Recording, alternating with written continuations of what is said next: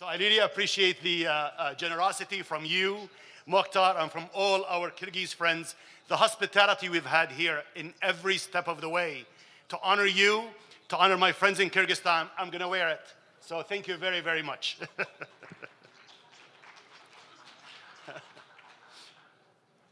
And for the afternoon, we have a couple of interesting panels for you.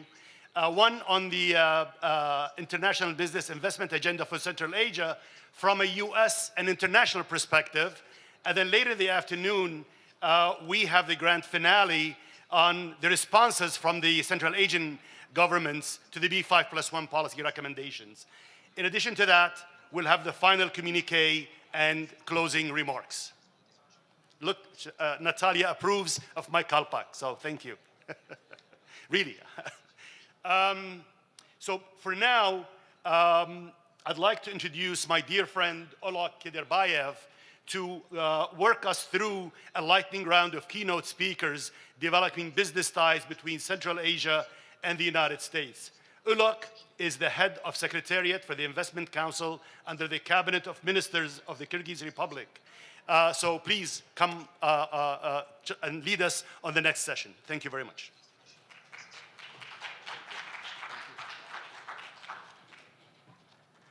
Good morning, everyone. Abdul, thank you very much for the introduction. It's really a pleasure. Dear ladies and gentlemen, what an honor. Today we welcome the keynote speakers for the session of the B5+1 forum. The session is unique in itself. It's designed to anchor our discussions today by bringing the private sector to the forefront of the US and Central Asia economic relationship. For many years, conversation between US and Central Asia engagement focused always on potential. We talked about untapped markets, strategic geography, and future opportunities. However, today, the conversation has shifted. The question is no longer whether cooperation is possible, but how it is already happening and how we scale it further. The session is therefore practical.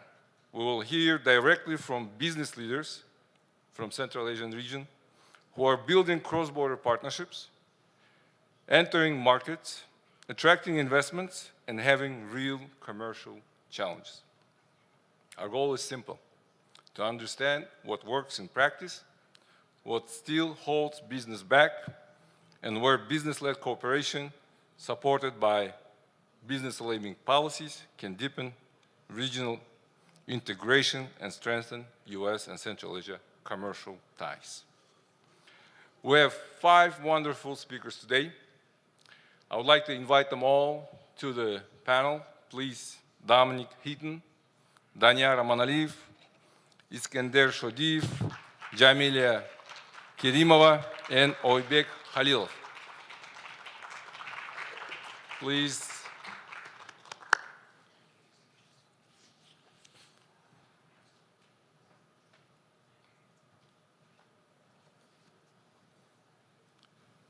Just a reminder, this session is unique in itself.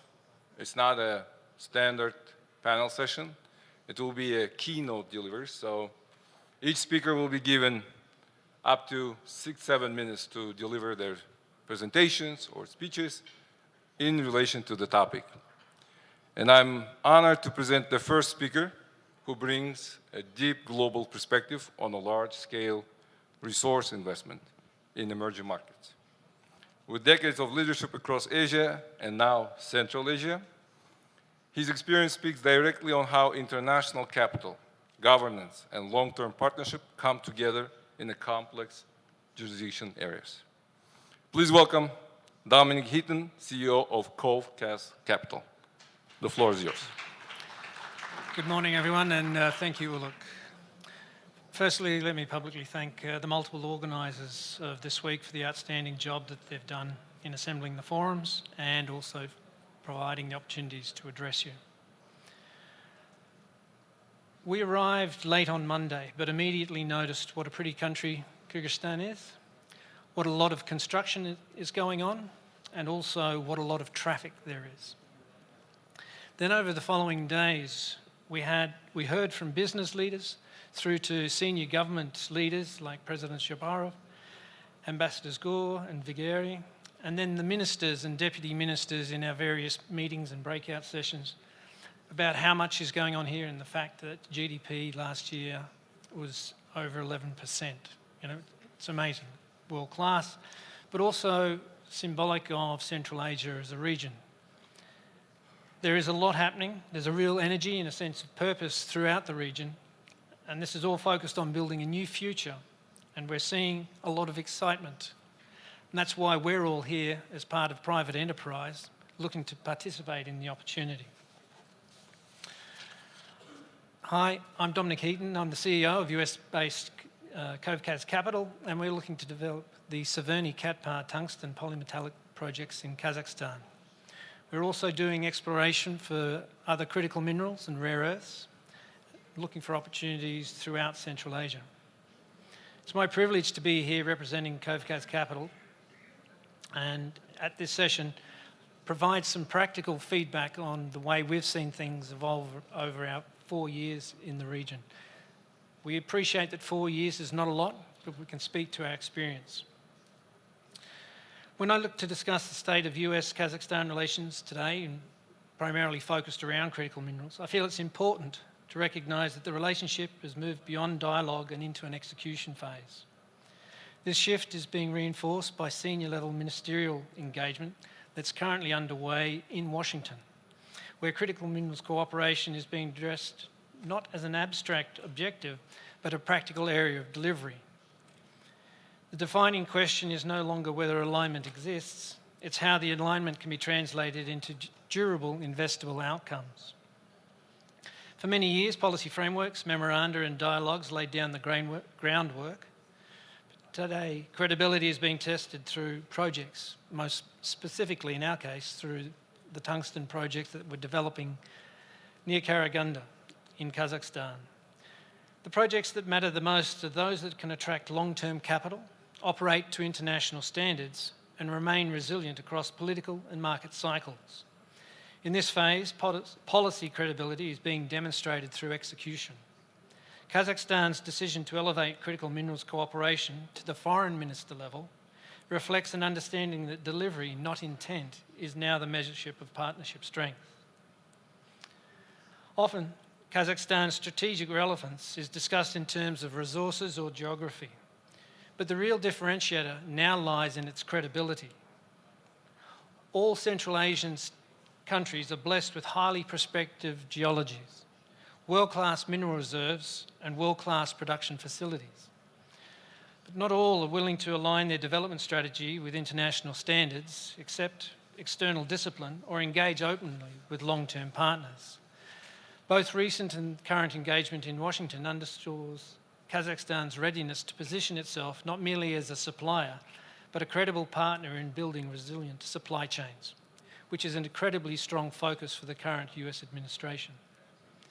That credibility reduces risks, and risk is what capital markets price. So one of the clearest ways that this relationship moves from diplomacy to execution is through the application of development finance. Ministerial level discussions on critical minerals have highlighted the role of US institutions like EXIM and DFC in validating not only governance, but also ESG performance and execution discipline. These institutions do not replace private capital, they enable it. Projects designed to meet these standards become anchors to broader investment and establish benchmarks that raise the overall quality of the investment environment. From an investor's perspective, most risks are manageable. Engineering challenges can be solved, market cycles can be navigated.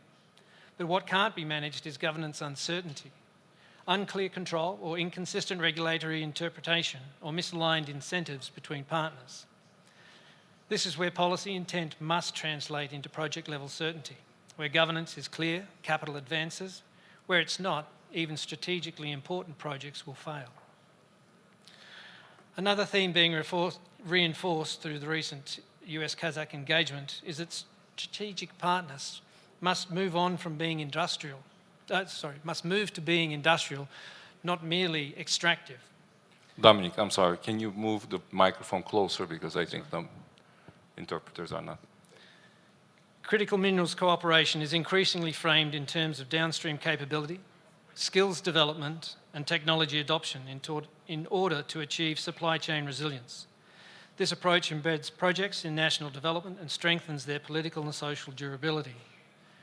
Kazakhstan's focus on moving up the value chain reflects an understanding that long-term alignment is dependent on shared economic outcomes. Our own experiences as a long-term investor and developer for the region that the strongest projects are those designed from the outset to meet international financing, governance and operational standards.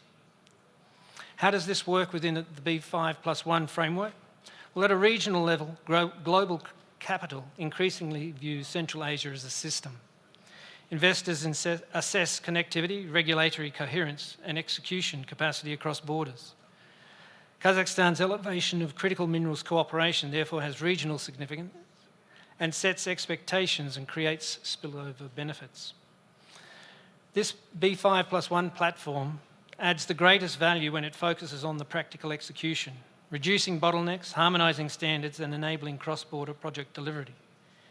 In my opinion, the region doesn't need louder advocacy, it needs fewer friction points. In terms of our specific example, our specific experience, what we've seen as a US-based company, the focus is coming out and seeing the opportunity. But quite often what we miss as investors and entrepreneurs is realising the support that Ambassadors Gore and Vigueri spoke to over the last few days. The US government is very much open for business and assisting those whose business interests align with theirs. And in our case, in critical minerals, we've found that the local support from the embassy in Kazakhstan has been incredibly strong. We've also found that back in DC, the level of support across all aspects of agencies and departments is also there. But for us to get this level of support, we've had to be very clear about our wants and needs and how we can align to meeting the objectives of the administration as well. So my takeaway for US companies who are struggling, make yourselves known to the embassy and the government agencies that are locally. Help them to help you by being clear as how you can marry up your interests to move forward. Thank you for your time. Thank you, Mr. Heaton. Very well said. Partnership between the government and private sector is vital, especially in such important areas as investment in critical minerals. I think this is well said. Well, next speaker represents a bit different, but equally powerful dimension of regional integration, the creative economy. Starting with a small idea and scaling it into the Central Asia's largest creative hub network. His story shows how talent, innovation, and private initiative can build new growth sector from ground up. Please welcome Danyara Manaliyev, co-founder of the Ololo Group. Thank you, Luke. Yeah, if I have my presentation, please. As Luke mentioned, I'm a co-founder and bandmaster for this wonderful company creating a physical platform for creative economy. And creative economy is something we breathe and consume 24 hours. And some people think this is not something important or interesting, but believe me, in Central Asia, this is the most exciting thing that's happening. If you talk about Kyrgyzstan, the most valuable company in Kyrgyzstan is not what everyone thinks, but D-Billions to my mind. And that's a YouTube channel that holds a YouTube record, achieving 20 billion views less than in 3 years. And they have official letter from YouTube recognizing this record. Now, D-Billions alone has 3 diamond buttons. And diamond button on YouTube means you have 10 million subscribers on your channel. And they have 3 channels that have more than 10 million subscribers each. Apart from that, Kyrgyzstan holds, other companies in Kyrgyzstan hold 2 more diamond buttons. Altogether 5 buttons. How many in Central Asia as a whole? 5. So it's only in Kyrgyzstan. And this is the biggest export of Kyrgyz product to America and everywhere in the world. So many kids in the world know D-Billions and other Kyrgyz products. In fact, even if they don't know, they are Kyrgyz. So we created this company in 2016, 10 years ago, and it's been growing since then this way. And it's been bootstrapping, so we're not really a venture capital company or something like that. And together we have now 10 creative hubs, the assets under management about $100 million, and all of our hubs are profitable, which is incredible in our very difficult industry. But why I'm telling you about this is because we are very well placed to see how creative economy in Kyrgyzstan is developing. And very soon we will know also how, with our own eyes, we will see how Kazakh creative economy will grow, because Ololo is opening in Almaty this year. And looking at the scale of development of creative economy, talking to many creators, we realized that the biggest bottleneck that doesn't allow companies to grow faster is that they are not really literate in terms of taxes, and many taxes that exist are not suitable for creative economy. They were created to support agriculture, to support industrial production. For example, textile in Kyrgyzstan is a huge industry, and the corporate tax in textile is 0.1% of the revenue. Imagine. You will never see anything lower than this, other than zero, right? But I believe in Kyrgyzstan it's much more important to develop creative economy as a whole, not just textile, for example, because we know that the profit goes to the companies who invent, who create brands, and who become well-known around the globe. Apple holds 90% of the profit of each iPhone, and Foxconn, who actually produces iPhones, only takes 10% of the profit. So the same goes to any industry. If you are extracting gold, are you producing jewelry out of this gold, or are you just selling raw gold? If you are producing timber, do you really make money on furniture?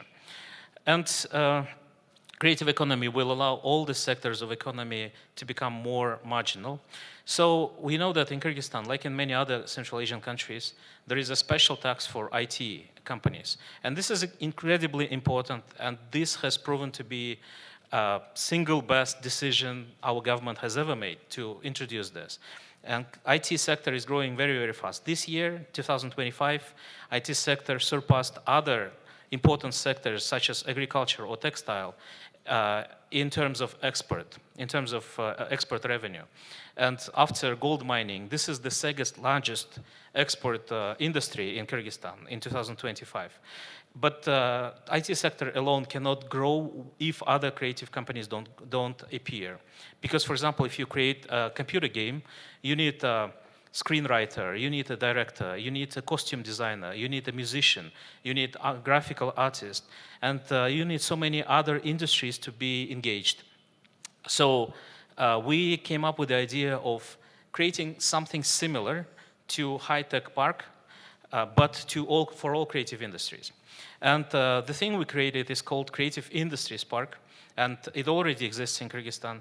And ladies and gentlemen, these are the lowest taxes for any creative industry in the world.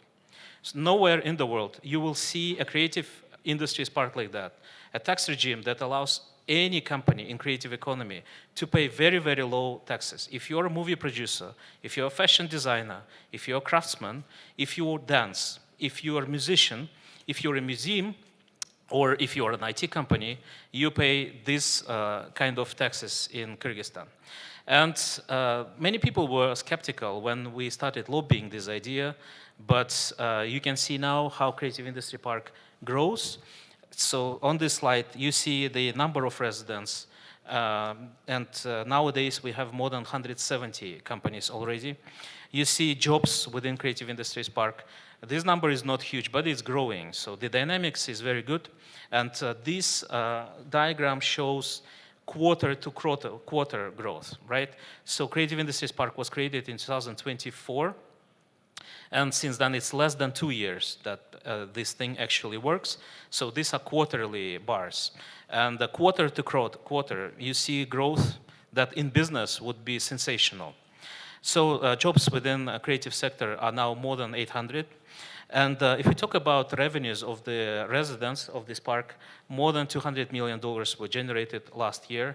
Not all of that is export, unlike high-tech park, but it will become export as well, because at the first stage, these companies need to become strong. What companies am I talking about? I'm talking about architectural firms, for example. I'm talking about movie producers. I'll give you one more fact, apart from the 5 diamond buttons. Kyrgyzstan is one of the few countries in the world where more than 50% of the box office in cinemas is made by local movies. So if we talk about a movie like Avatar, less people actually go to cinemas to watch Avatar than they go to watch some good Kyrgyz comedy. This is a very shocking fact for many countries because, of course, Hollywood holds more than 50% of the box office almost in each country, not in Kyrgyzstan. The number of movies is growing very fast. All of these movies, almost all of these movies, they are financed by private investors. So you imagine how lucrative it should be to engage private investor to a movie. So lastly, what's important, also the taxes are growing. So the red bars, they show you how the level of taxes is growing.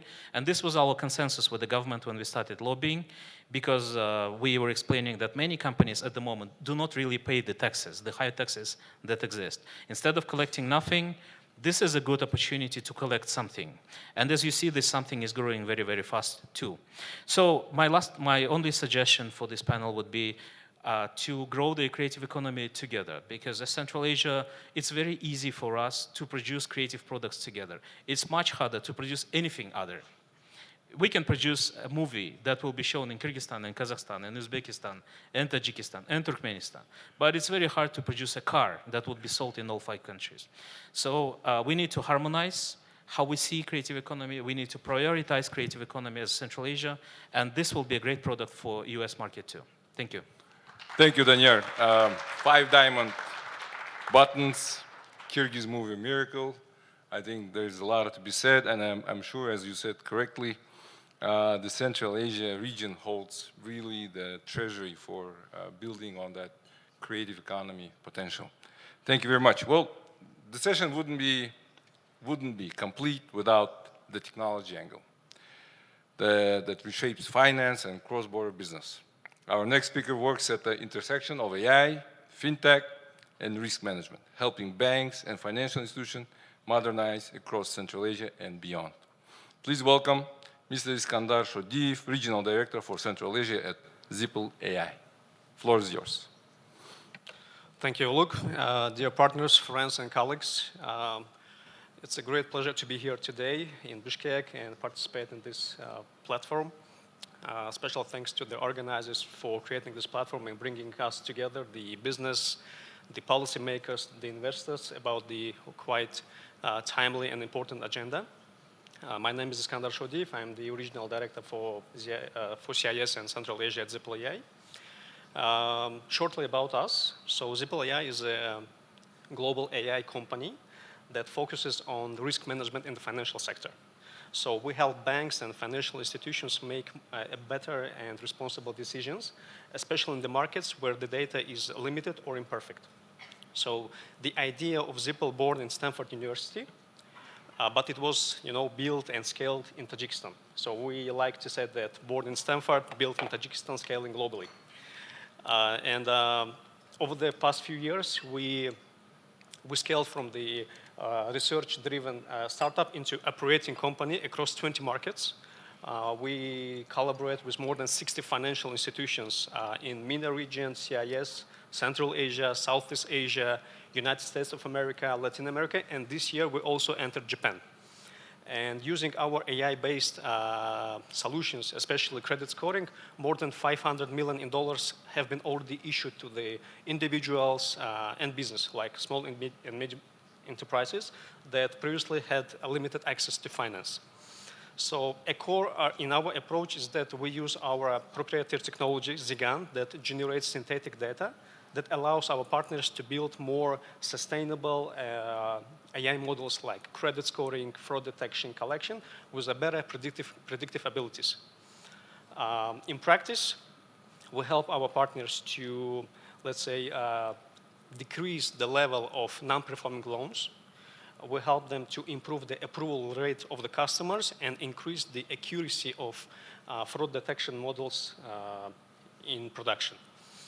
And just slightly moving to the partnership about the Central Asia and the US, I try to keep my speech quite short in order to more focus on the possible ways of collaboration between the US and Central Asia.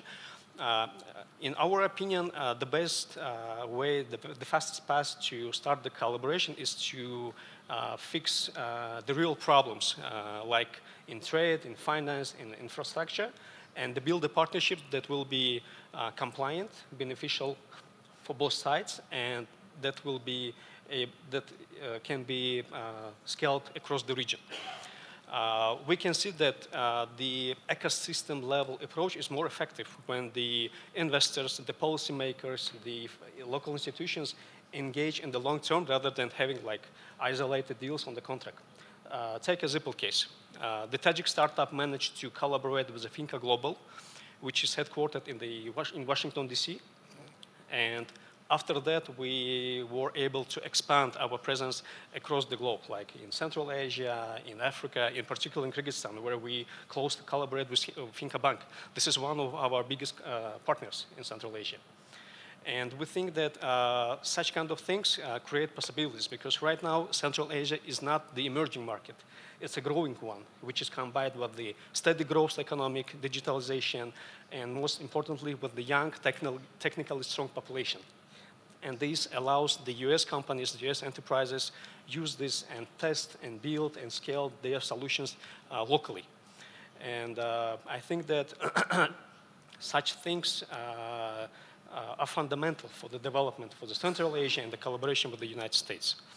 And just to add from our side, among our investors, we have managed also on board US venture funds, like Carbide Venture, like Plug and Play and Battery Road.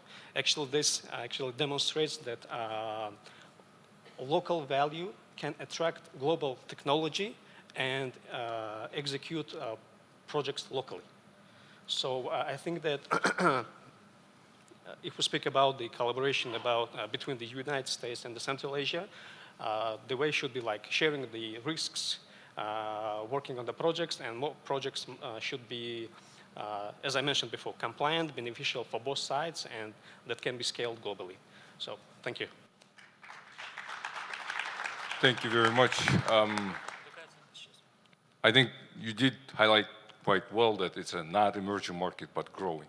Well said. I mean, steady, young, able to attract global technologies, something that is very important to hear today at this forum. Our next speaker offers an important perspective from Turkmenistan's private sector, focused on education, entrepreneurship, and ecosystem building. By introducing international education and business models into a new market, her work highlighted how private initiative can open pathway for skill, innovation, and global connection. Please welcome Ms. Jamila Kerimova, founder and CEO of Ish Nokade. Thank you. Good morning, dear ladies and gentlemen. I'm very glad to see all of you today. And it's my main time to participate in this main discussion on developing business ties between Central Asia and USA. And firstly, I would like to thankful for organizers and the Kyrgyz government for your hospitality. It's very nice to be here, and it's a very warm to be. Organizer is a SIPE to inviting to be the part of work group, and it's amazing to be part of the global networking. I'm the founder of the first co-working space in Turkmenistan. Why am I asking the first co-working and telling about the first co-working? Because in our country, we didn't have the co-working spaces like the creative hubs, as Daniel said about the creative hubs. So, and we started, my professional journey began on law and professional management, corporate management. After 2019, I opened the co-working Ishnokadi. It's translate working place. It's a hub, and our company is the first company that realized in our country it's a franchise education. So in today, our company is it was just one idea. It's a co-working place, but now it's a transportation to the multifunctional ecosystem, including the entrepreneurship, education, creative industry, and the international corporation. So we have a franchise education projects and local projects focusing of our market. It's a education nokadi. It's a language courses there. Art nokadi, it's a creative place. IT nokadi, it's a IT hubs, and business nokadi. And I would like to focus my speech to the business nokadi. It's a representative as a service. It's like the particularly bridge between Turkmen, private sector, and other countries. So now we are working with a company association, Turkmen American Business Association Corporation. They established in USA, and nowadays they have 20 entrepreneurs, owners of the business, and their business, their concept is like bridge between the USA private sector and Turkmenistan. Who would like to interesting to be there and work, collaborate with Turkmenistan? And the business nokadi, this TAPCA, Turkmen American Association, would like to do the strong bridge between our countries and do the business. In the future, we would like to open the representative in Central Asia, because Central Asia potential is very huge. And some of other countries, the companies with interesting about the collaboration with the Central Asia. And of course, like this platform can help to others to do the connection. Because in my opinion, the connection is starting with the people, not just only contracts, but with the people, and people doing the great connections. So if we will open the representative in Central Asia, it can be huge connection for all of Central Asia countries, and be the bridge between the other countries, and do connections with the other companies who are interested with the Central Asia. The second part is one of the way. It's a great networking. It's Select USA. It's a great opportunity Invest Forum, the global forum. So the companies in Central Asia can participate and do the business like this bridge, and get more collaborations like international corporation. That's why we planning to do more business and create more locations, IT hubs, creative industries with Turkmenistan and the Central Asia. Our plan is huge, so I would like to thankful for all of you to participating, to be the part globally, because Central Asia, as I said, is a huge potential, and I would like to thankful our government for the supporting the private sector, and USA Embassy Ashgabat to giving opportunity, more information about the collaboration with US companies. And my mission is to create opportunity, to give the opportunity, the creative places to do the more activities with education, creative industry, and international relationship with future Central Asia. Thank you. Jamilia, thank you very much. I don't think anyone can argue with you that connection starts with people. And it's very, very good to hear that the Ish Nokade, Business Nokade is open for cooperation with other Central Asian countries. I think it's a good start. Thank you very much. Well, our panel session continues, and we would like to continue with a perspective that often determines whether investment happens at all. Risk management and investor confidence. With decades in international insurance and risk management, our speaker has worked on making Central Asia investable in practice, not just on paper. I would like to give a word to Mr. Oybek Khalilov, founder and CEO of Mosaic Insurance Group, but also a president of American Chamber in Uzbekistan. Thank you. The floor is Thank yours. you, Luke. Ladies and gentlemen, of course, first of all, I would like to thank the government of Kyrgyzstan. I would like to thank SAIP, IBECA, and AmCham Kyrgyzstan for organizing this event. I will not speak about the professional experience, but if anyone wants to know like what's happening in the region in Central Asia, I'll be happy to share my experience. As I started in London and moved all the way to Mongolia, and was lucky to be on the board of 5 AmChams and being very active in Uzbekistan, Kazakhstan, and Mongolia. But let me just speak about what's the most important for all of us, and what is the reason why we're all here today is the implementation of B5+1. Over the past year, Uzbekistan has worked closely with the private sector, and we're glad to say that AmCham was leading most of the initial discussions with the government and with the public sector to develop national business agendas across key sectors, including agribusiness, transport and logistics, e-commerce, tourism, and green economy. One important conclusion from this work is that Uzbekistan has largely moved beyond the stage of identifying problems. And today, our key challenge is not a lack of understanding of what needs to be done, but how to translate this understanding into coordinated, scalable, and implementable reforms. The strength of Uzbekistan's business agendas lies in the depth and realism of the diagnostics. Across sectors, the barriers identified are concrete and operational, whether related to land use in agriculture, cross-border taxation and platforms in e-commerce, transit and administrative bottlenecks in logistics, skills and regulatory definitions in tourism, or international climate mechanism in the green economy.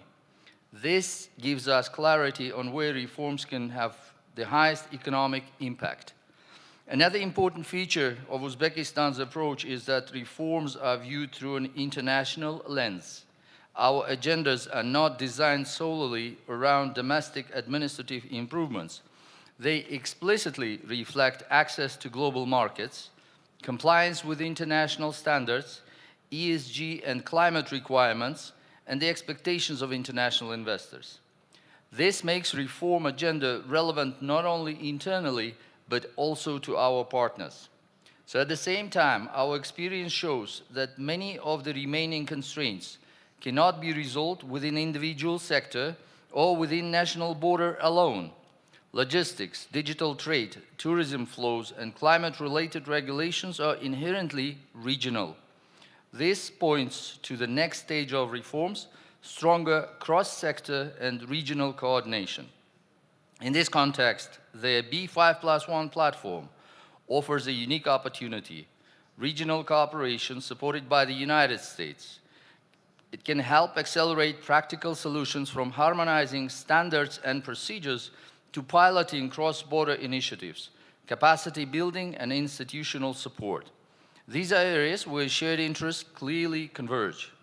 So rather than focusing on a broad list of initiatives, and Uzbekistan sees value in targeted, practical cooperation that helps move from analysis to execution. And I will not go into specific project details now, but instead invite discussion through one concrete example, which is in fact was discussed in a previous panel as well on digital transformation and IT developments. And I welcome questions on how regional cooperation and engagement with the United States can support the next phase of reforms. So one of the strongest existing opportunities, as we all heard, lies in the digital and technology sector. particularly in data-driven services, cloud solutions, fintech, e-commerce, and digital platforms. Uzbekistan has already demonstrated a willingness to engage constructively with US companies through structured public-private dialogue, including formal position papers and ongoing consultations on data privacy and competition regulation. What makes this opportunity particularly strong is not only market growth, but the way regulatory dialogue is being built. Over the past year, AmCham Uzbekistan has engaged US companies through structured position papers and working groups on data privacy and competition policy. This has allowed businesses to raise concrete concerns, propose technical solutions, and work directly with regulators. The engagement of US big tech companies, such as Apple, Meta, and Google, in a dedicated AmCham working group on competition policy is a concrete example of how regulatory dialogue itself becomes a platform for partnership. This creates opportunities not only for the compliance alignment, but also for investment, localization of services, talent development, and integration of Central Asia businesses into global digital value chain. Importantly, these opportunities are scalable at the regional level. Once regulatory approaches are aligned or clarified in one jurisdiction, US companies are more likely to expand across neighboring Central Asian markets. So the most supportive factor has been the openness of Uzbek regulators to dialogue and incremental reform. Both in data privacy and competition policy, US companies have been able to provide structured feedback which has been acknowledged and partially reflected in proposed amendments. Another important aspect is predictability through engagement. While challenges remain, the fact that regulators invite technical discussion, consider international best practices, and allow time for adjustment sends a positive signal to US investors. This reduces regulatory uncertainty, which is often a greater barrier than regulation itself. And finally, the institutional role of business associations, such as American chambers. It has been critical, and they provide, American chambers in all our countries, they provide a trusted channel for communication, consolidate industry positions, and help translate complex regulatory issues into practical solutions. Now, looking forward, the most promising area is regulatory cooperation with the regional dimension, particularly in digital regulation, data governance, and competition policy. These areas are inherently cross-border and cannot be effectively addressed at the national level alone. Collaboration with the United States could focus on regulatory capacity building, alignment with international standards, and pilot approaches that balance innovation, competition, and security. This includes technical assistance, exchange of best practices, and structured engagement with regulators across Central Asia. Such cooperation would help reduce regulatory fragmentation in the region, lower entry barriers for US companies, and make Central Asia a more predictable and scalable market. In this sense, cooperation with the United States is not only about bilateral engagement, but it's about shaping a regional environment that supports sustainable private sector growth. Thank you.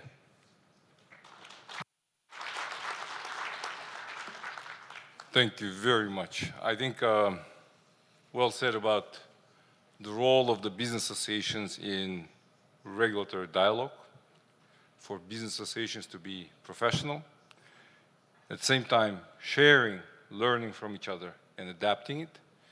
But I think the sort of the outline that I take away is the reforms are not national, it's regional now. So that's, I think, a key takeaway for me. Thank you very much, Mr. Oybek, for sharing it. Since this is a unique session, there is actually no question and answer part of it. We will conclude with the speeches, and I'll just make a closing remarks before giving the floor to you, Abdul. It is a pleasure and honor to be the moderator for this wonderful, honorable speakers who delivered such a grounded and honest perspective on a key topic of today's forum.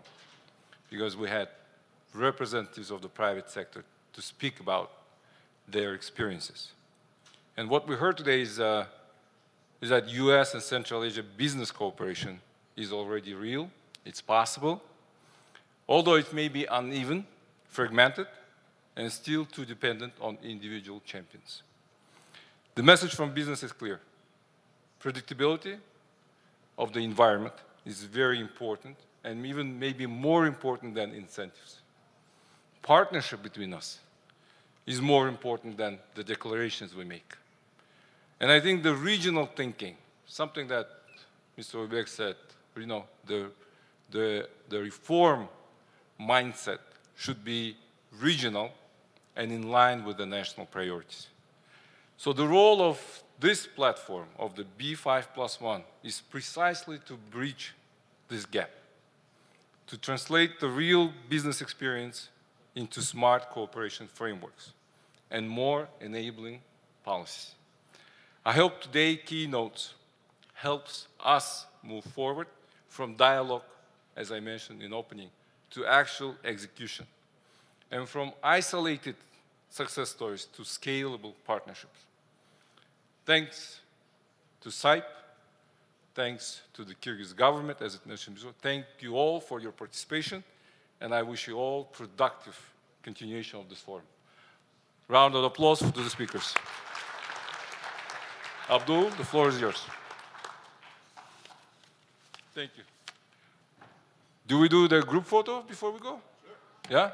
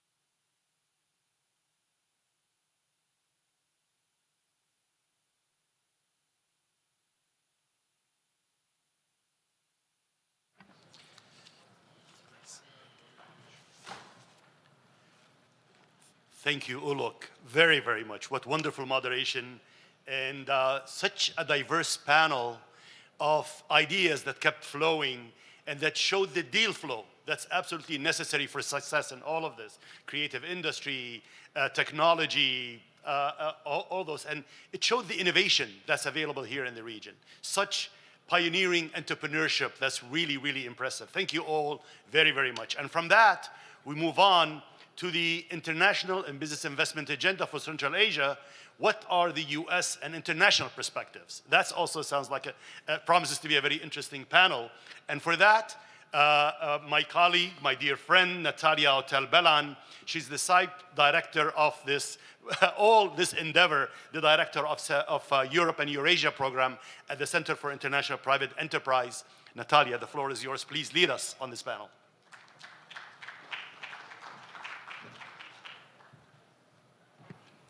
What an inspiring panel right ahead of us. So thank you. I feel so energized from hearing from each of the Central Asian countries and the innovative and visionary businesses. Now, as Abdul said, let's switch to talk about the +1 at the B5+1 platform. So I invite to the stage my co-panelists, Elena Son, Zarina Bakenova, Gaini Duseinova, Anastasia Mukherjee, and Tamar Sarawai. Please join me and I'll introduce the speakers.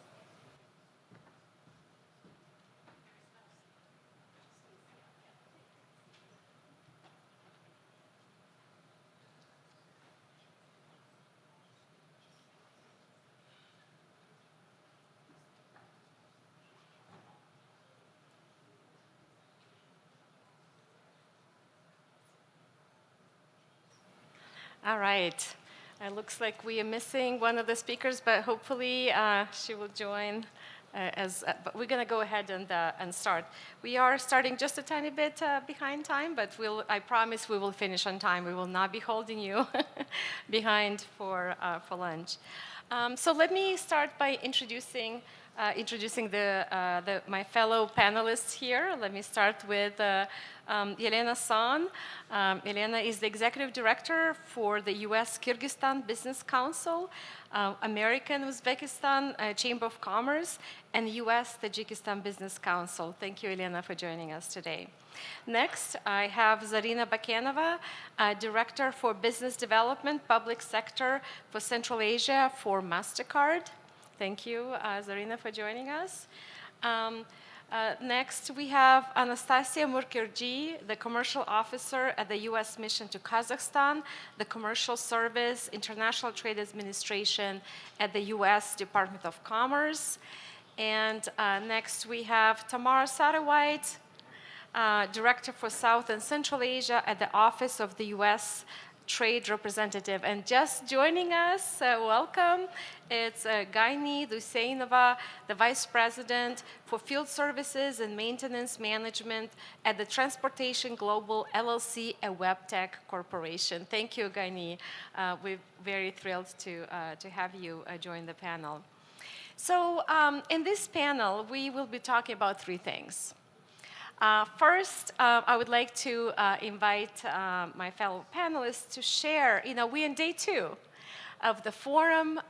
We've all been at the discussions, the public-private dialogues of the 5 regional business agendas and 1 business position paper. We have had this very intense discussion between private sector representatives of the Central Asia and the U.S. have presented their priorities on these issues, and a lot of really amazing ideas have emerged from this forum, a lot of proposals for what changes, what transformations are needed to the business and investment climate.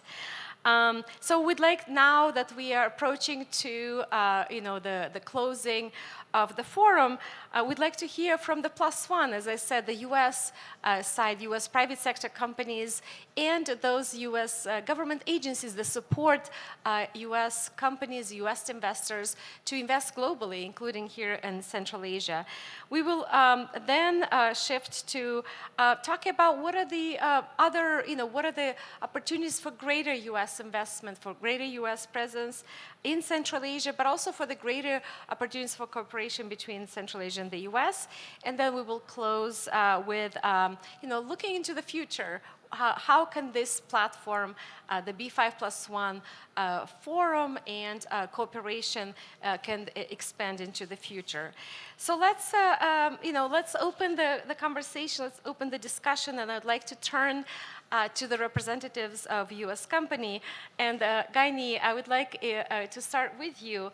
You represent WebTech, a U.S. company that has been recently in the headlines with this landmark agreement with Kazakhstan valued at over $4 billion. Your company is a global leader providing equipment and services in the transportation sector, and you have been in the Central Asian market for a number of years. What are your reflections on the policy discussions here at this forum over these 2 days, and the regional business agendas that have been presented? What resonated with you, and what ideas that you've heard here at the forum you think will help advance your business in the region? Gaini. To start me today, let me introduce again. My name is Gaini Duseinova, and I would like to thank you for the hospitality. Kyrgyzstan is a great country. Bishkek is a great city, and we are happy to have so sunny days here. I would like to thank you, the U.S. Chamber of Commerce, for organizing such a great event. I participated last year this event in Almaty, and I see that from year to year, this event will bring, let's say, a lot of benefits to the government and to the business. These days, what I understood that government and business sectors, they talk about the transformation, integration of Central Asia region. We talk about the transportation sectors, the importance of extending our transportation routes. We talk about modernization and constructions. I was really impressed hearing today the Deputy Minister of Transport in Uzbekistan. He focused on the importance of transportation sector to grow because the export from Uzbekistan is increasing. What we heard yesterday from President of Mr. Japarov, and we met yesterday with the governmental officials from Kyrgyzstan. They talk about, again, transportation importance for this region and economy development, digitalization. What I understand that this region has a great potentials. When we talk about digital, we have to talk not about only the digital stuff on the routes, the digital stuff in the finance sector, but as well, we have to think how we can make digital more faster, particularly on the rail. And VAPTEC can provide this kind of solution. Would you imagine that VAPTEC in this region for more than 27 years? Before it was GE Transportation Company. We joined with VAPTEC in 2019. And we are locally production company which already produced more than 700 locomotives for this region. We produce shunters, we produce freight, we produce passenger. The key takeaways from these 2 days, we see a great potential. And we see how governmental sectors, including business, would like to grow and make this region, as we will call in the future, made by Central Asian region.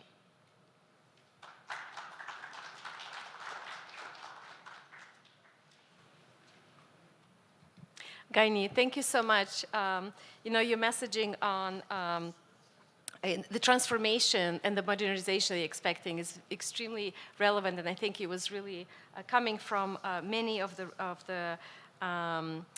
sessions. I would like to turn now to Zarina, who represents MasterCard, a well-known leading global payment card services and technology. I don't think I need to say much more than that. Everyone knows MasterCard. From the point of view of MasterCard, what are the takeaways for you? You have been present in this market for quite a while. What stood out for you from this forum, and why you think this forum is important? Thank you, Natalie. Am I heard? Yeah? Am I audible? Yeah, okay, good. Thank you very much for hosting the US business delegation in Bishkek. I would like to express gratitude to the US government for arranging this event on the Central Asian soil.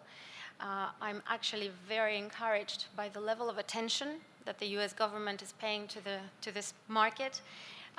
Ambassador Gore, Ambassador Pommersheim, Ambassador Viggory have all been present throughout these 2 days.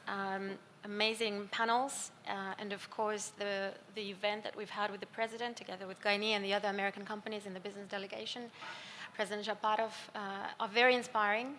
This is a very high-level attention to the very first, I guess, business delegation of that size in Kyrgyzstan.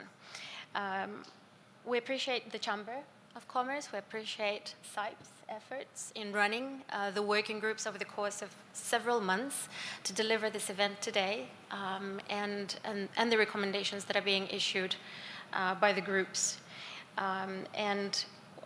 We particularly, MasterCard, participated in the e-commerce and IT working group, and there's a set of recommendations that are going to be issued. Just this morning, I was participating in the panel that was discussing those recommendations, and 3 things stand out for MasterCard. Interoperability is something that we value as a business. It's the foundational element of integration of various systems and running the payment transactions smoothly. Cybersecurity is a topic that is a priority listed by the working group, and I'll talk about that in a moment. And of course, SME development. All of these things have been mentioned by all of the leaders we have come across in the past few days, including the president. And that just means that the issues and the opportunities that are being talked about are universal across the region. And they are met with encouragement by the US firms and the US government. And certainly there is a lot of room to play together. And I think it's an opportunity that we need to seize together immediately. Thank you, Natalie, for saying that there's no need to introduce MasterCard, and I'm certain that most of you have experienced our priceless experiences by using our products and solutions. MasterCard is not only an international payment system, it's a fintech company. We've transformed over the last couple of decades, and in the past few years, we've focused our efforts around digitalization and new payment flows. Third of our business is actually consulting business, because we've realized that we have so much data coming from the payment systems. We realize that it's an opportunity to seize, and we provide services to governments across the world, to corporates, and to our banking clients in the area of mobility, tourism, cybersecurity, and artificial intelligence. I think these are the topics that have been mentioned across the platform throughout these days, but also in the last few months. I think the lineup of the government stakeholders that have showed up to the platform is impressive. We've had very productive meetings with the representatives of Turkmen government, Kazakhstan government, Uzbekistan government, and for us, for MasterCard, there's a sea of opportunity in terms of conducting business. One of the things that was mentioned just a few minutes ago in our briefing session with the US ambassador to Bishkek was how huge an opportunity there is in Central Asia in terms of human capital development. The population is young, ambitious, and is eager to learn and embrace the technology that is coming to the region. I think these are the things that we shouldn't be ignoring as US businesses, and really maximize the offer that we bring here. On digitalization and cybersecurity, it's one of the recommendations that we really focus ourselves on in the working group that sat this morning. Just a couple of fun facts that I used. We actually, as MasterCard, in defending our systems, basically defend ourselves from 200 cyber attacks a minute, 3.2 million phishing attacks per year. And one of our recent surveys showed that the cyber crimes in 2024 amounted to $9.5 trillion, making cybercrime the third largest economy in the world. There are assessments that by 2029, that number is going to increase to $15.6 trillion. So it's something that we shouldn't be ignoring. And I'm happy that this topic is a priority in the regional working group. And that really was reiterated by the various government representatives and the businesses. So we're happy to bring new technologies to the market. We're happy to contribute to the dialogue that was encouraged by the US government and all of the Central Asian states. And we'll continue our participation, our active participation in the working groups that are forming B5+1. Thank you. Zarina, thank you so much. You've touched on so many elements of why this forum is so important for a company like MasterCard, and thank you for your active participation and sharing some of the, not only your participation in the forum's direct events, but also what happened around the forum. Now I would like to turn to you, Yelena. You brought one of the two US business delegations to Kyrgyzstan this week. Tell us about your delegation and what you're hearing from your members. How did they benefit from from the policy dialogues at the forum and the overall, this platform for business and policymakers coming together. Sure. Elena? Well, thank you so much, Natalia, for the opportunity to speak before this audience. And my first thanks go to you for taking your time from a busy schedule, because you could have been somewhere else, right, networking and trying to identify the right contact for your business, for your organization, for your ministry, but you nevertheless decided to come here just to hear the views of this diverse panel on our contributions and on our views and maybe knowledge as to how this regional cooperation can transform and transpire. I represent the US Kyrgyzstan Business Council. This is the first bilateral business organization, and I have to admit that there were attempts, although they did fail, unfortunately, to create such a bilateral chamber. We're based in Washington, D.C., and in addition to that, I also run the US Tajikistan Business Council, which was actually established around the same time, and the American Uzbekistan Chamber of Commerce. The American Uzbekistan Chamber of Commerce is the oldest Chamber of Commerce business group in Washington, D.C., among all Eurasian countries. We were established right after the country's independence, and we today are the second largest after Ukraine business group that represents American companies in Eurasia. The reason why I mentioned this is because I just wanted to give a little bit of a flavor as to why B5, as to why we are part of B5. We were actually the ones who started B5 cooperation in Washington, D.C. in 2017, when we put together all Central Asian ambassadors, including Afghanistan, into one room to talk about business and to talk about commerce. We did not talk about Russia, we did not talk about China. We talked about issues that were pertinent to American companies and how we can enter.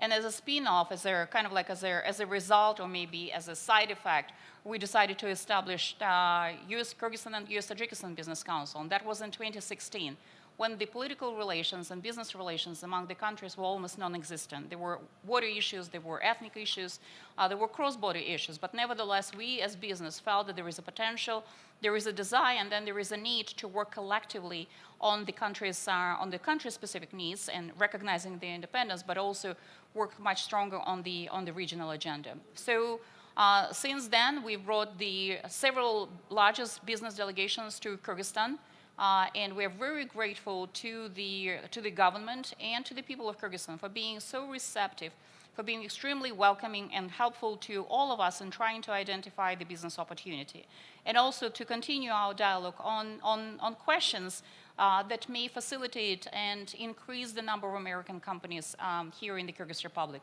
Obviously, having Ambassador Gore, who I know, and I think that personally, I can say that the region is extremely privileged and fortunate to have someone like Ambassador Gore to lead our Central Asia engagement.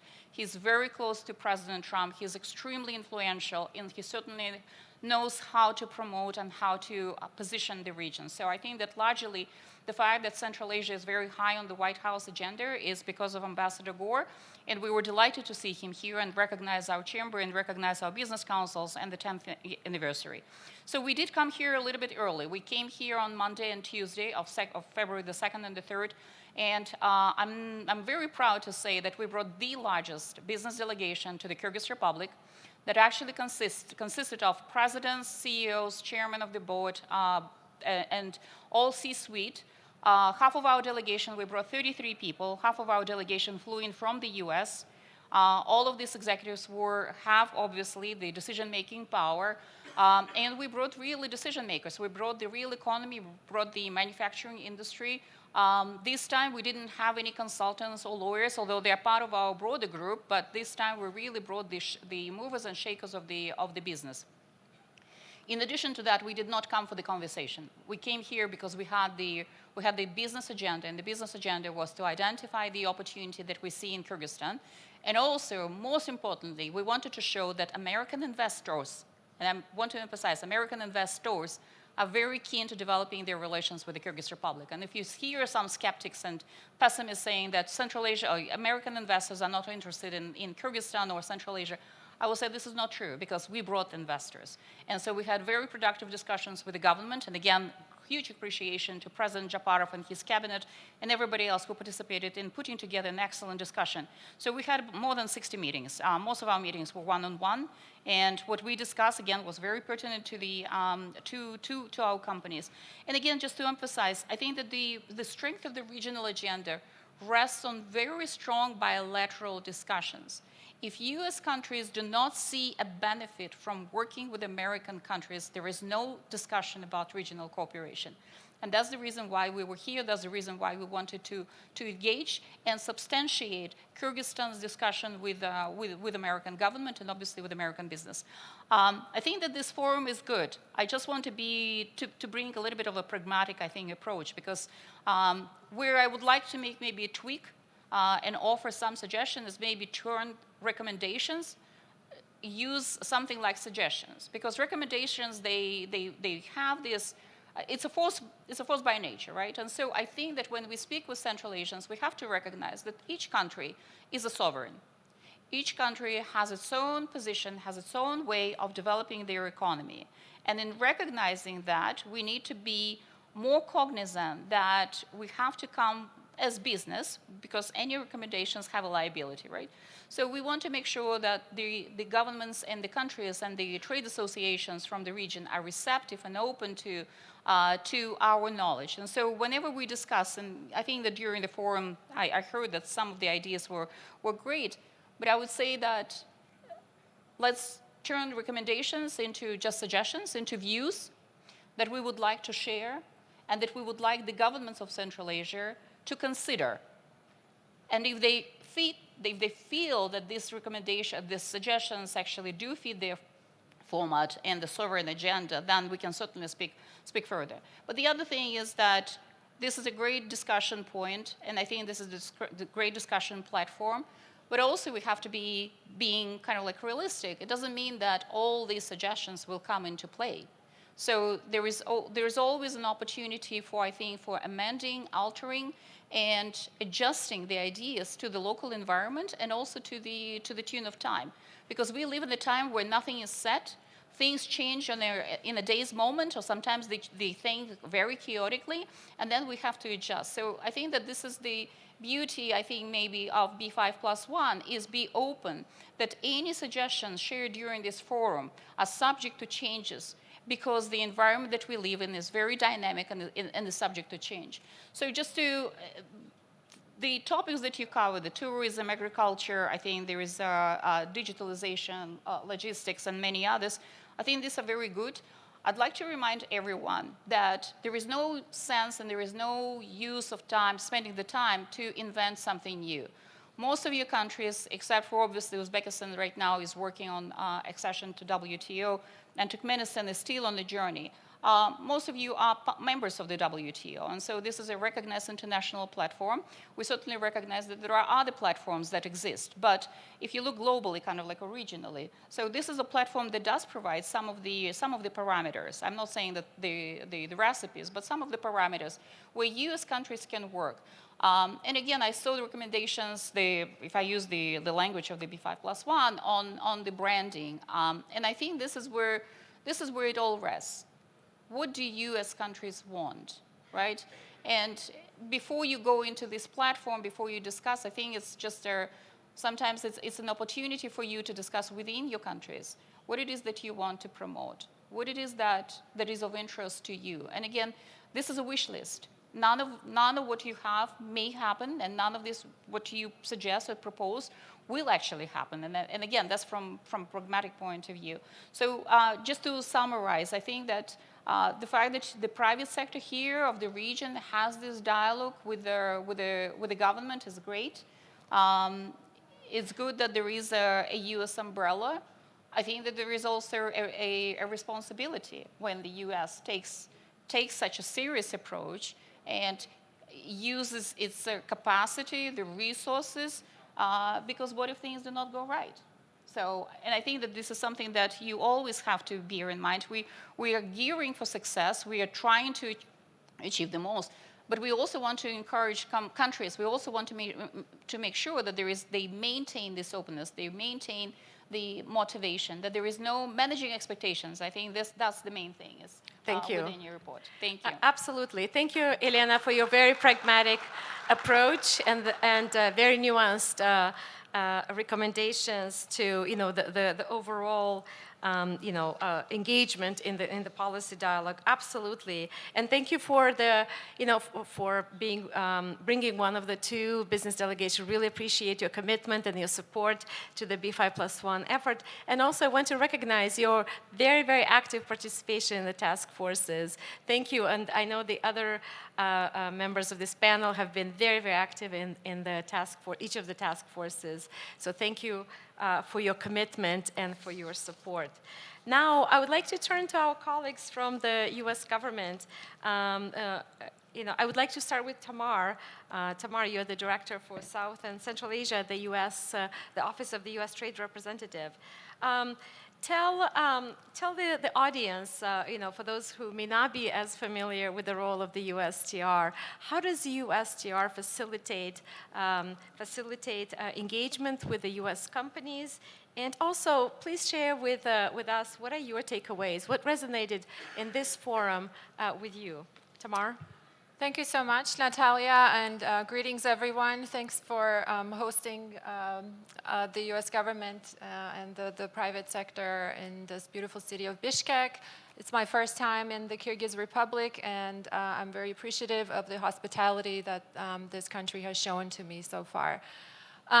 Yes, so I am in the Office of the United States Trade Representative. It is part of the Executive Office of the President.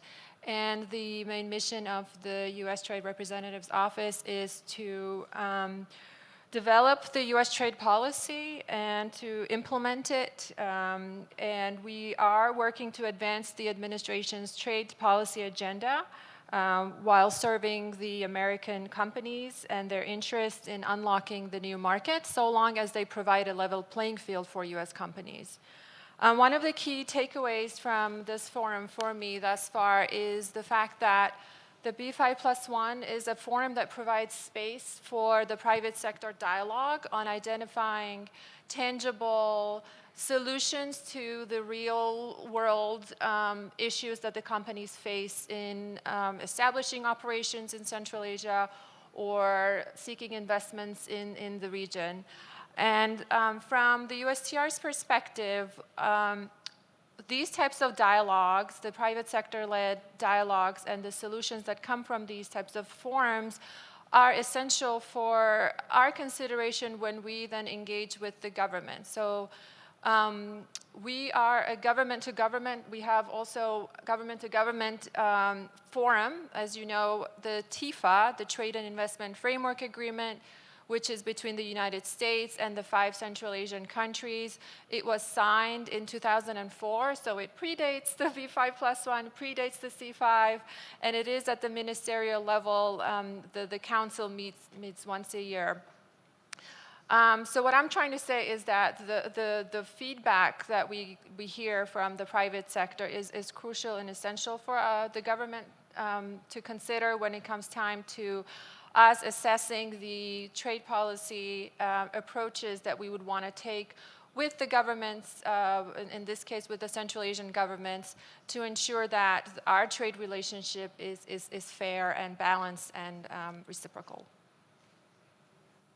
Thank you so much, Tamar. It's really encouraging to see that the policy discussions from the forum can feed into the government-to-government dialogue. That's really, exciting to see that we can be helpful in that regard as well. Anastasia, you represent the U.S. Department of Commerce, the International Trade Administration. The same question to you. Tell us a little bit about your role and how your agency is facilitating U.S. Central Asia commercial ties. And what are your takeaways? What stood out to you from the forum? Thank you so much, Natalia. First of all, I wanted to thank SIPE and colleagues in the State Department who have made this forum possible, as well as the great collaboration of different associations that have supported this, and the presence of the government officials from the region and the hospitality of the Kyrgyz government. Similarly, this is my first time in Kyrgyzstan. I am really excited to be here and learn more about the country, though I myself am the deputy head commercial section in Kazakhstan, covering all of Kazakhstan there. I do represent commercial service that sits under International Trade Administration within Department of Commerce, and the goal of our agency is to support U.S. businesses as they in export promotion. So growing U.S. businesses and then diversifying their outreach globally through 80.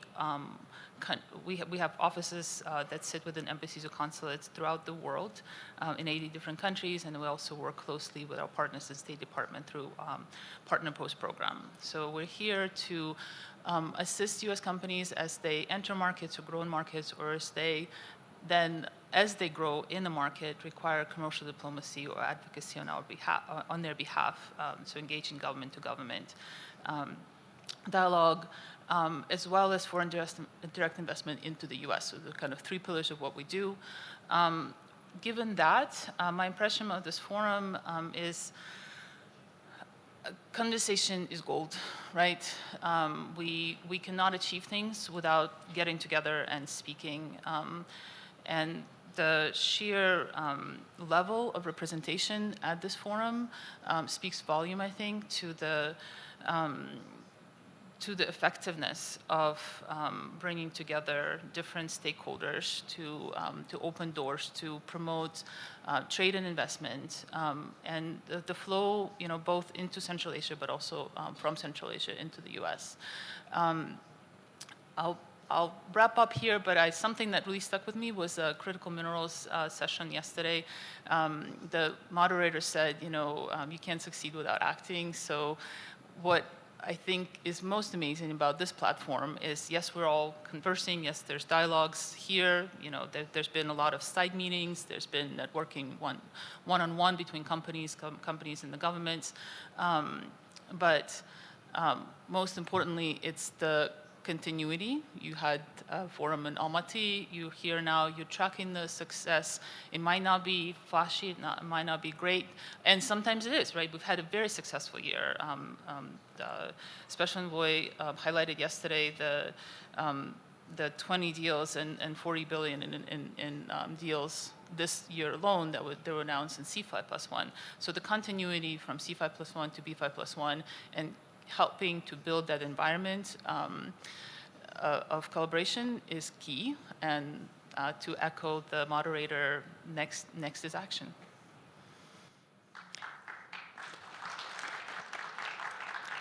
Wonderful. Thank you, for focusing your remarks and really highlighting the value that conversation is important indeed, and that's what we're here for.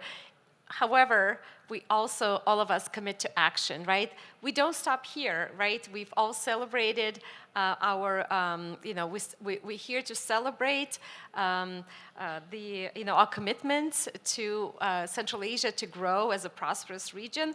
However, what do we do next? How do we take that discussion, the ideas that have been generated at this forum, and how do they transform the region, right? How do we turn this discussion into action? So absolutely great points.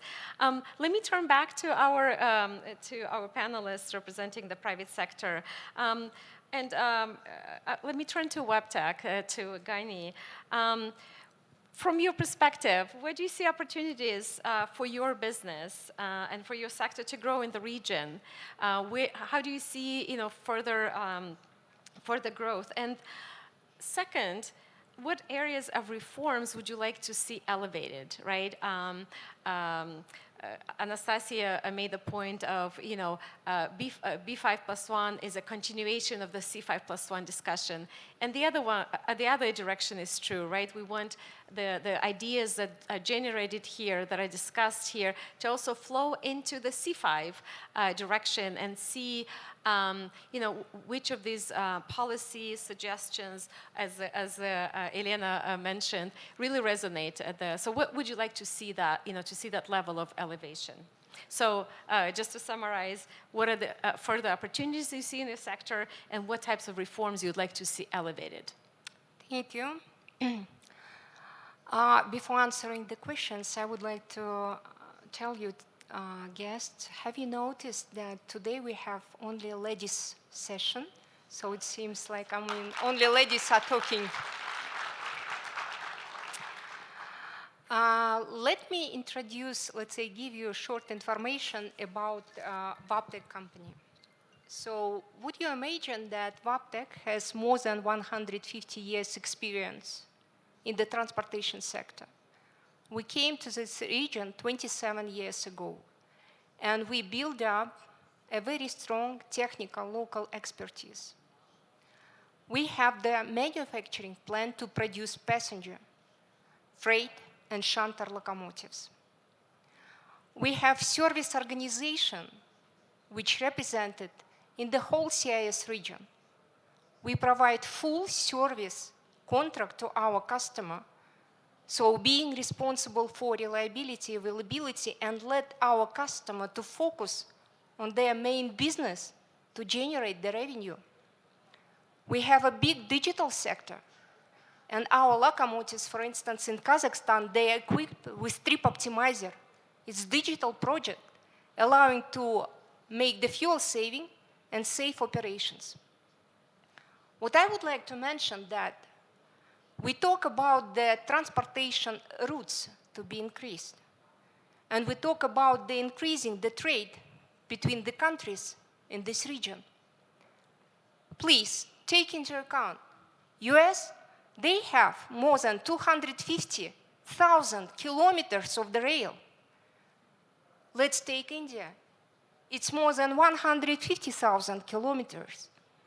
If we want to increase the trade between the countries in this region and make productive, efficient trans-Caspian corridors, we have to modernize and build the rails. Out of 70% for the past 5 years of the transportation, it was made by rail. 60% of that is done by rail.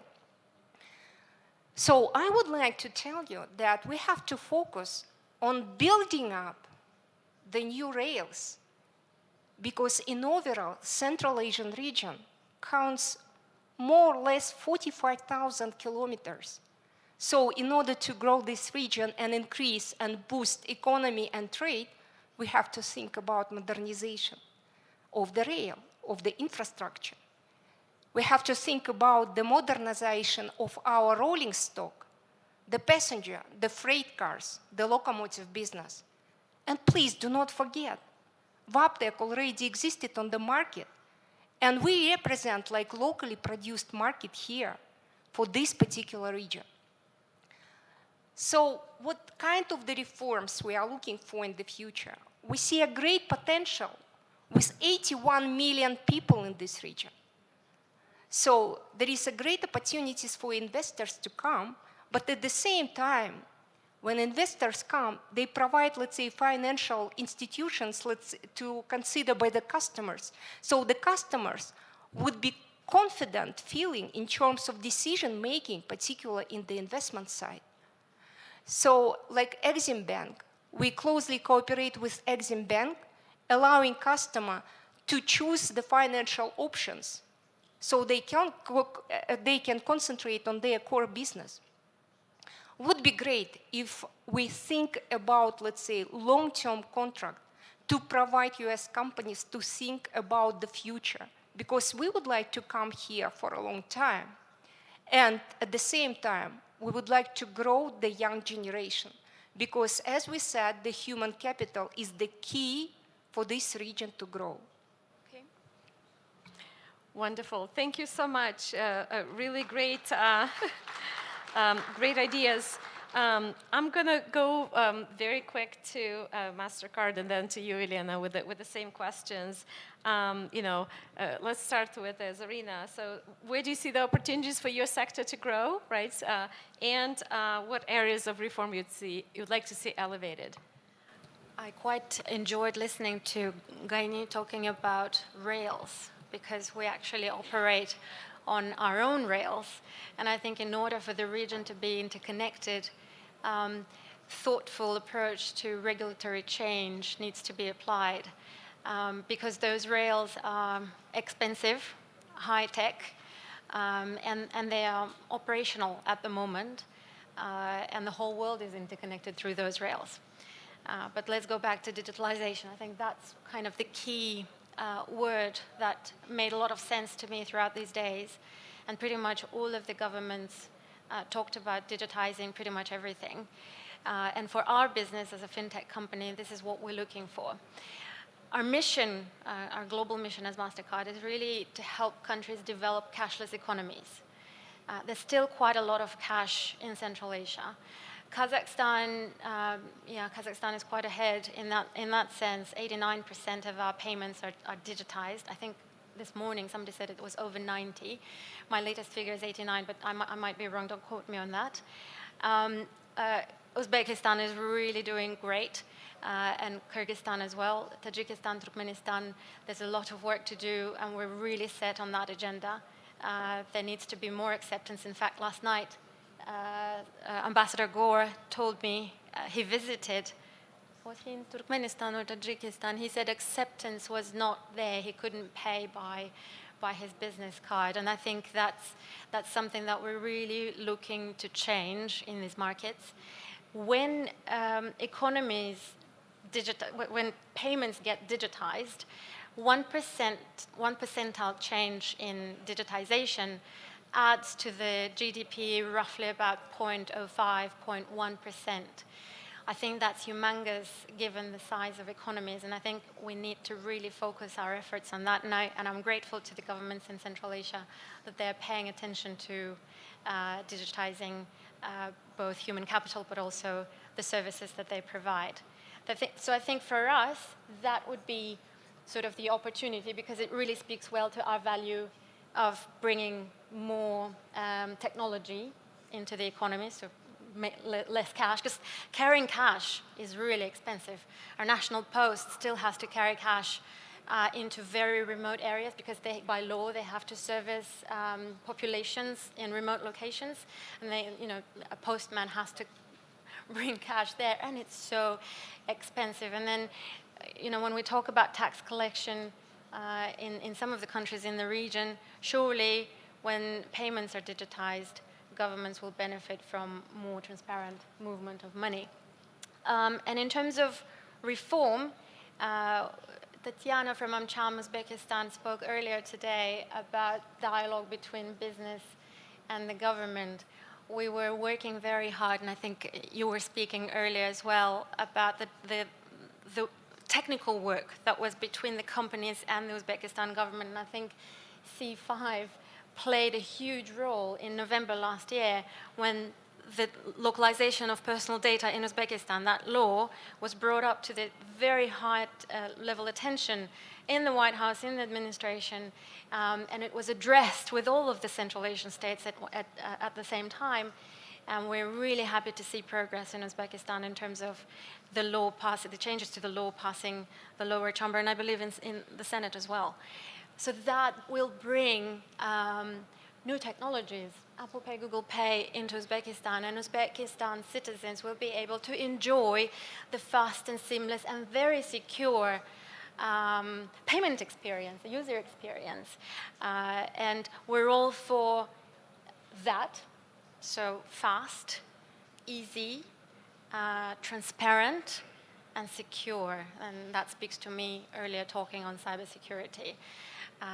So there's a lot of potential. I'm happy that all of the governments are focused around digitization.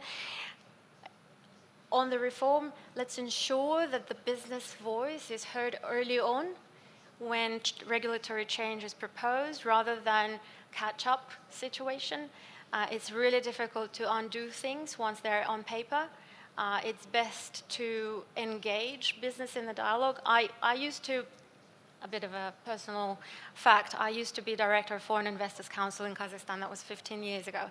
And I've seen a lot of regulatory reform. In fact, I stood behind some of the law changes in Kazakhstan. And I think I will not get tired of saying, get the business at the table early on, get the big decision makers, the big players, because they will impact the economy. I worked for oil and gas for a long time, and ensure that their views are taken into account, because unintended consequences can be really pricey. So that would be my kind of 2 cents into reform. Thank you so much, Zarina. Lots of important notes. I really took a lot, especially including the business in the conversation early on. We are, pressed for time now, so Elena, I'll turn to you quickly for you to share before I turn back to our colleagues from the U.S. government. Quickly, where do you see opportunities for the members of your business councils and Chamber of Commerce to grow in the region, and what issues you would like to see elevated from the B5+1 to the C5+1? Well, I think, plainly speaking, there is an opportunity in every sector. The region is very thirsty for American investments, for American technology, for American expertise, and just for the American presence. And we shouldn't take it for granted. We really should appreciate the forward-looking approach and the tendency towards the U.S. I'd like to refer to the comment made by my fellow panelists about the ICT sector. So it was 2024 when our business organization, American Chamber of Commerce, together with the government of Uzbekistan, actually brought Apple, Google, Visa, and Meta to meet with their government officials to discuss data localization and DMA. It was the first time that all major companies came to Tashkent to discuss this. And so we opened the gateway, and obviously glad that colleagues from other trade associations saw the opportunity to continue the dialogue. And it was our forum in November when President Mirziyoyev and Secretary Lutnik actually sat down together, and when the announcement was made on data localization transformation. So obviously our members and we as a chamber have been working very hard in encouraging kind of like, again, a very open look and look that would incentivize many companies to come. But I think that the major contribution that we would like to see is not in the reforms, because again, with technology transformation, with new introduction of AI and other means and systems, there will always be something on the agenda from the regulatory point of view, from the policy point of view, or from the issue point of view.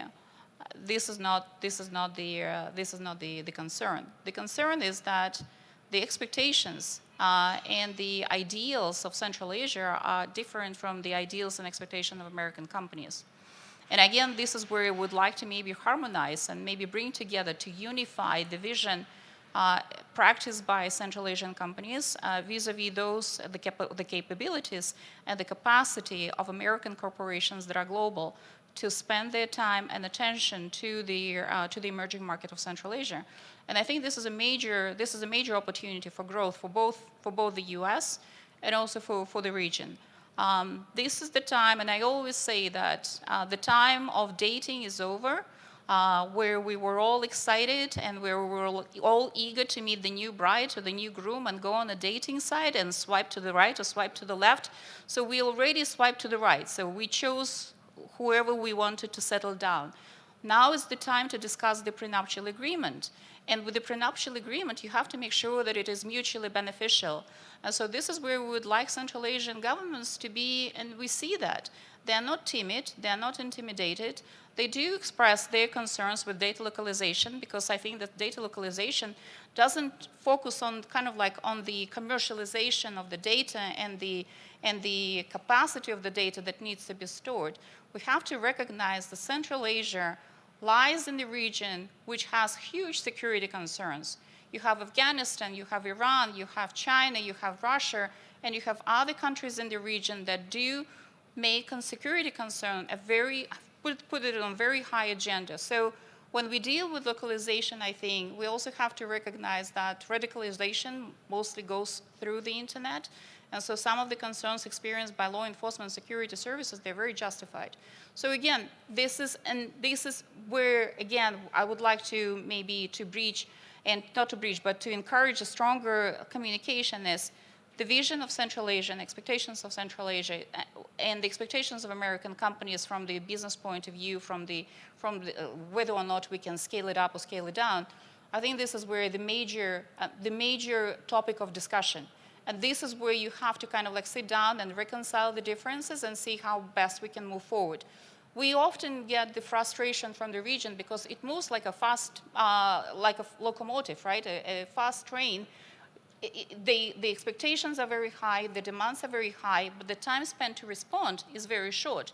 And so unfortunately, sometimes the corporate bureaucracy, and in a good sense of that, right, doesn't have the capacity to immediately respond, and then we get the frustration and kind of like the disappointment, right, from the Central Asian side. So that's where I would like to stop. And again, we can talk about many regulatory aspects. The list is endless. The US has evolving relations with the EU. My colleagues at USTR can speak at length about this. They have interesting relations now with Canada and with any other country. So the list we can talk about this for ages. So. Thank you, Elena. We have less than 15 minutes left, so I'm going to go straight to our colleagues. Let me ask Tamar, where do you see opportunities for the U.S. company to expand trade and commercial ties between the United States and Central Asia? And also, what policy actions and reforms do you think will most likely unlock greater U.S. cooperation with Central Asia? Great, thank you so much. I'll be brief. I know we have lunch after this, so I won't hold you up for too long. International investment plays a key role for the U.S. economy because it directly benefits American workers by increasing exports and boosting productivity, creating jobs. From the United States perspective, our priority is to unlock new markets abroad for the US companies while supporting American jobs and protecting critical industries at home. We also recognize that Central Asia provides a huge untapped reserves of critical minerals that are essential inputs for technologies and plays a critical role in our national security. However, as demand for critical minerals grows globally, it is essential to diversify mining and midstream supply chain activities, such as separation and processing and refining away from China and China-controlled entities. So accelerating the development of diversified, liquid, and fair markets for critical minerals is essential. We are encouraged to see the interest from the Central Asian governments to cooperate with the United States on critical minerals sector, which is very encouraging, and we are open to hear open to hear from the Central Asian governments about the incentives and preferences that they would be willing to provide for the U.S. companies in this sector. I also do want to note that we are engaged we are taking a lot of unilateral actions with our trading partners on critical minerals at the moment to support new facilities and minings in the United States and to facilitate greenfield investments in the United States as well.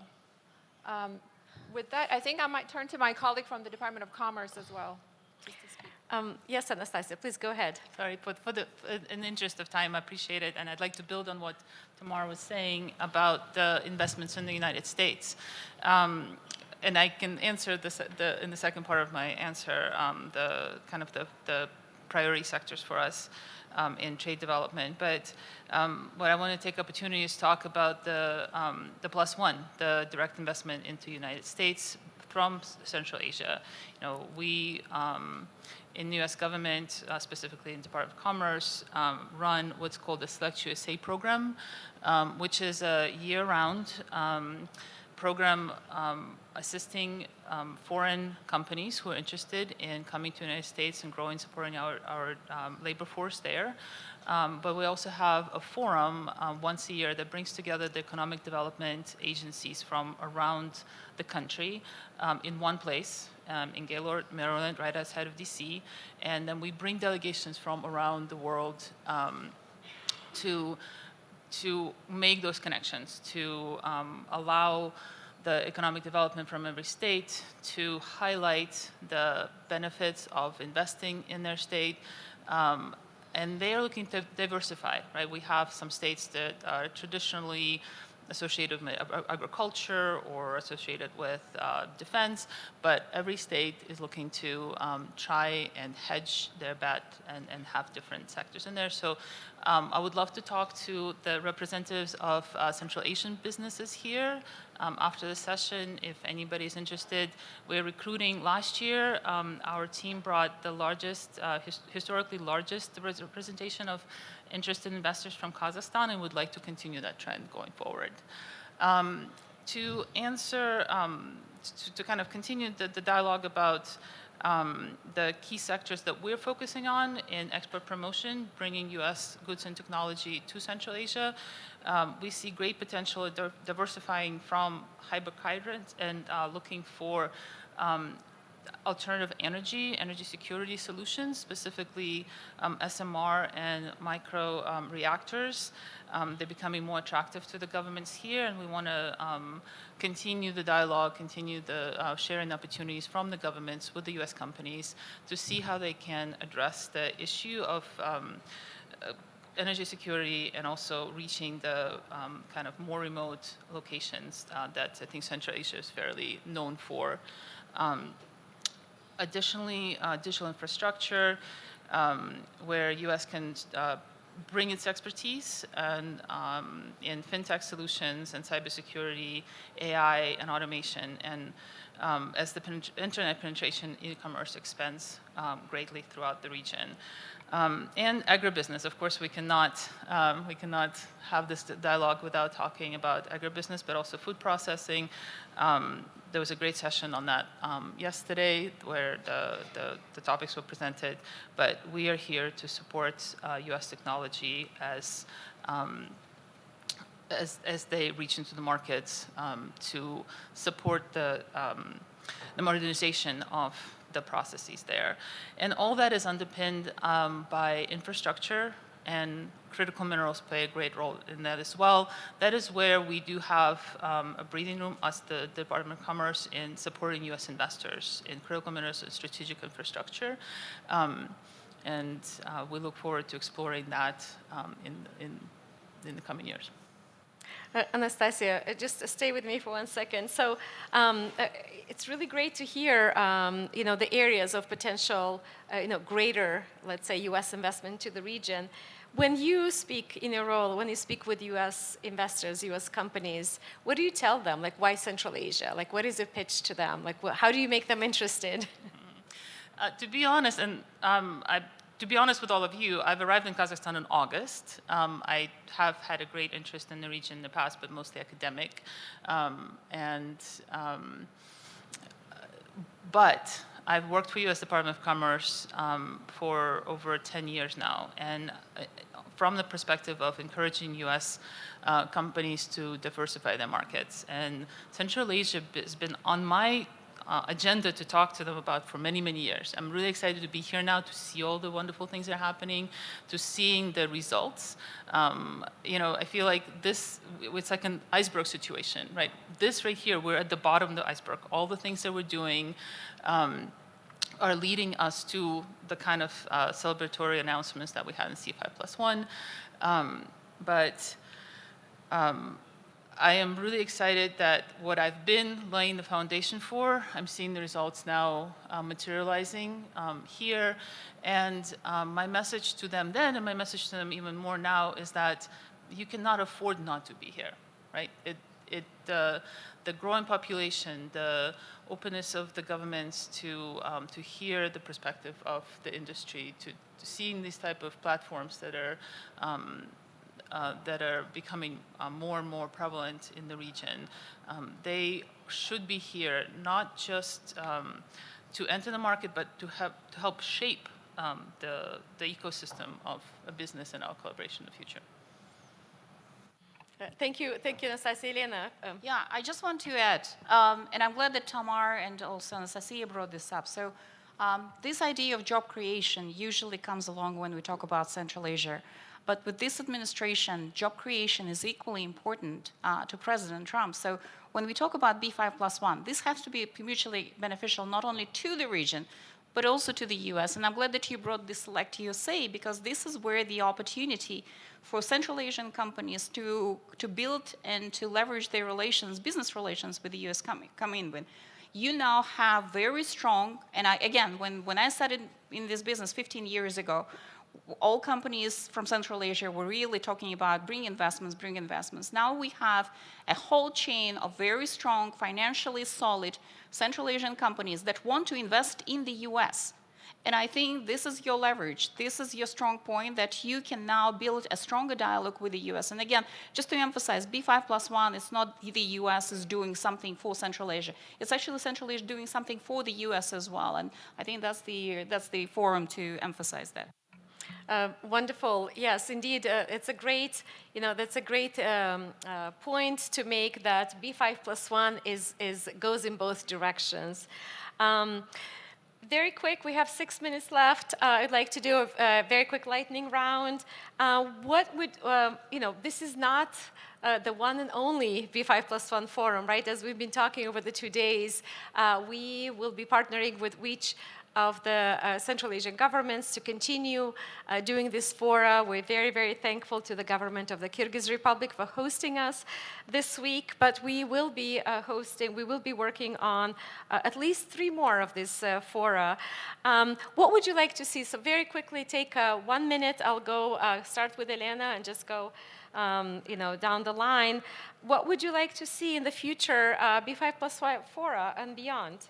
What kind of topics? Just very quickly, take 1 minute and not longer, so we can finish on time and not keep the audience delayed. I think personally and just frankly, this is a celebration. This is a wedding. I don't know how many weddings we can have. I mean, if we have money for 3 more weddings, then let's spend them and let's have these wonderful ideas. But I think that the money can be spent much wisely. Money should be spent on educating the government, the regulators, by bringing them to the US and letting them understand how American business works.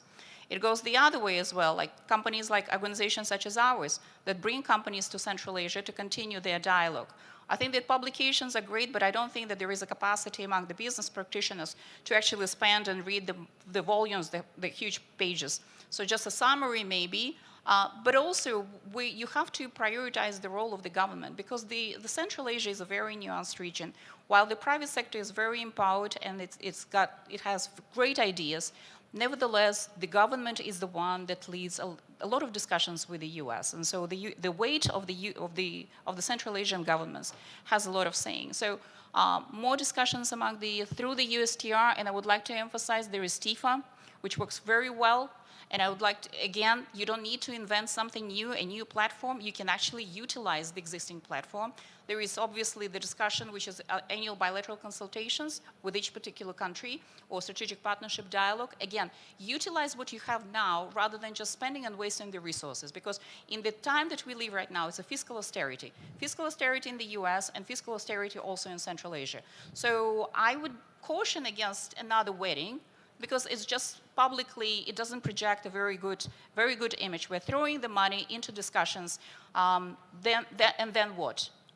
So again, we can do very practical, very targeted, sector-focused trade delegations, for example, to Central Asia, or to vis-a-vis, for example, to the US. Thank you. Let's move on to MasterCard, to Zarina. Yeah, I don't want to sound like a broken record, but it's digitalization. Within digitalization, that would be cybersecurity, AI, crypto. Within e-commerce, interoperability, mobility, multi-modular, transportation and logistics, and human capital development. That would be my top ones. Oh, and tourism. Tourism is very important to us, MasterCard. Cross-border transactions, we're very keen. Wonderful. WebTech?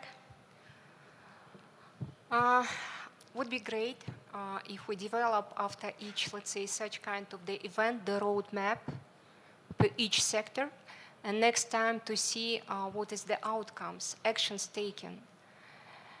Would be great to talk about the mining and supply chain.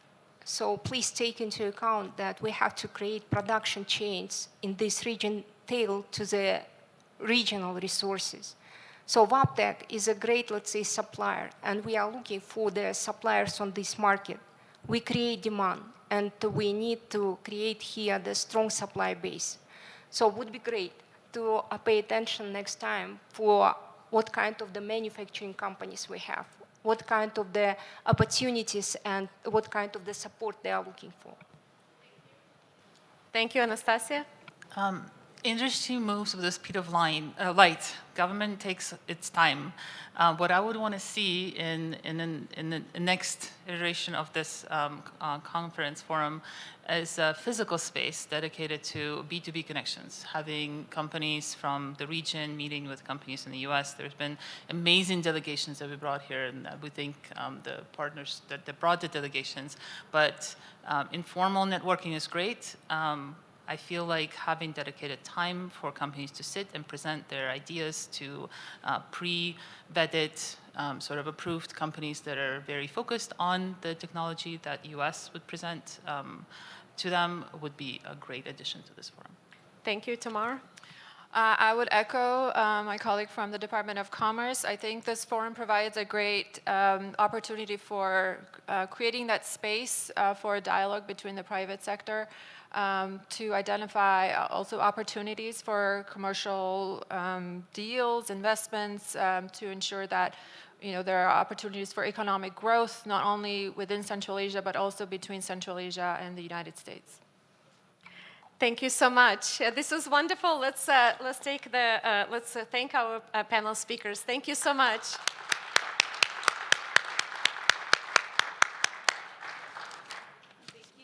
Yes, thank you.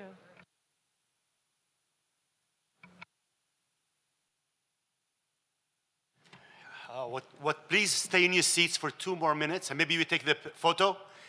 Natalia, you want to come up and take the photo? Everybody, please stay before lunch. There are a couple of important announcements. I will tell you as soon as we're done with the photos. Very important announcements. Please stick around. Just 1 minute, I promise.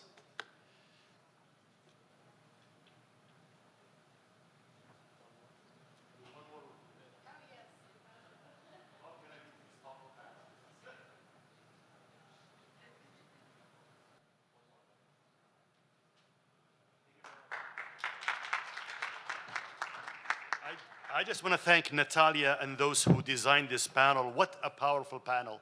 We had 6 powerful women representing 6 powerful entities from government, private sector, associations. So Natalia and your team, thank you very, very, very much. The 2 important announcements before you go is please make sure you come back at 2:15, 14:15.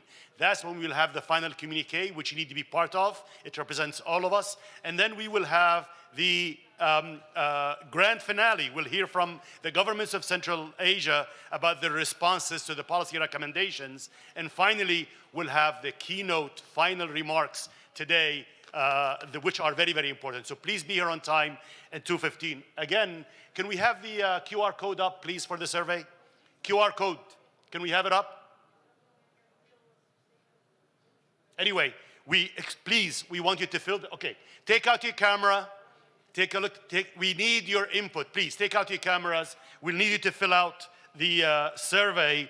We want to hear back from you. So thank you very, very much. This is your forum, not just ours. Tell us how to do it better. So again, enjoy lunch. It's at the lobby, the Sheraton here, this floor. We'll see you at 2:15 sharp, if not a little before. Thank you all very much.